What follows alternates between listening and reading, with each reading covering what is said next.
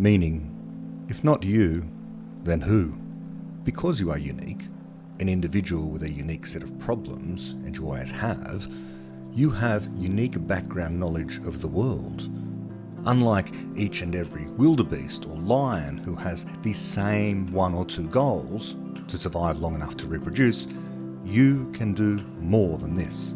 Sure, surviving and reproducing are something, but you as a person are something more cosmic, a cosmic catalyst. You can be a genuine agent for change in the world, a thing in our universe which can cause whole social movements or tectonic shifts, metaphoric or literal, and in principle be the cause of the movements of whole planets.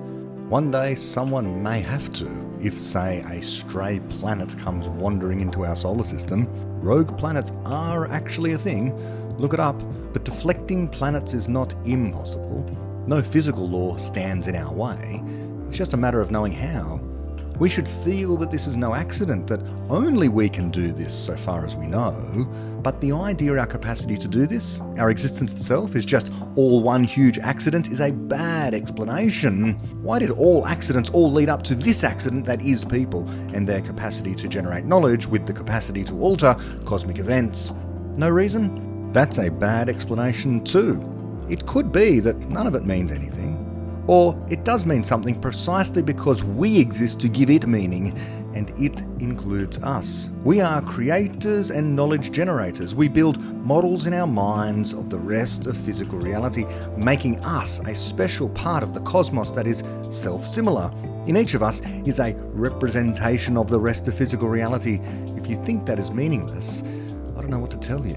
The world makes sense and we can make sense of it. The denial of this is just a form of pessimism, a retreat from reason and rationality into a haze of purely abstract but ultimately dead-end dogmatism equivalent to, well, if it's not science, it does not matter.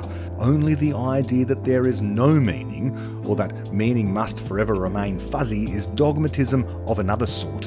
The stances just share the property that some things are pointless to try and make sense of. Not rigorous, macho, testable right now science? Don't bother, it's all too fuzzy.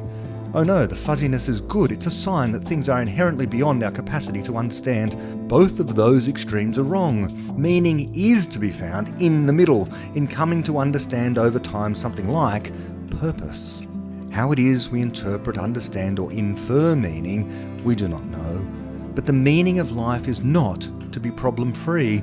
It is to move from problem to better problem, from fun, enrichment and enlightenment to more fun, greater enrichment and deeper enlightenment. You are a mind. So what does that mean? You have power over matter. It really is a case of mind over matter. Does that matter? It does. You can move mountains. People can literally move mountains, or make them out of molehills. Why not you? Well, you might not want to, but the mountain is just an analogy. The mountain might be in your mind as a set of anti-rational memes holding you back.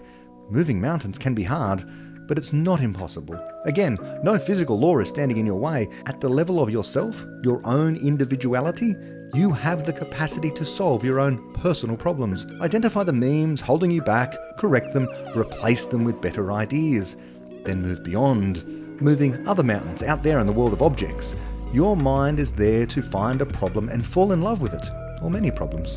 To find a problem, as Popper said, so you can work with great joy until the end of your days and find a solution, or indeed just a better problem. But even if you do find a solution, you will understand in doing so that an entire new family of problems are revealed to you, even more delightful than the last. Problems need not cause suffering, and suffering is not inevitable. It too is just a parochial problem. One day we can solve suffering. We are just a long way from that now. And that can be someone's problem to solve, perhaps yours. And this is why morality cannot reduce to the minimization of suffering or the maximization of well-being or happiness, because one day suffering can all be eliminated, in which case we will still have a question before us of what to do next. And maximizing human well-being at that point can involve many options, perhaps infinite, all of which offer an equal amount of maximum well-being. Of course, we have no way of measuring well-being, and what should be the unit or device we use to measure well-being is itself a moral question. And what should constitute well-being will remain a moral question, but people do discuss these kinds of things. It gives their lives meaning. They've found a thing, so to speak.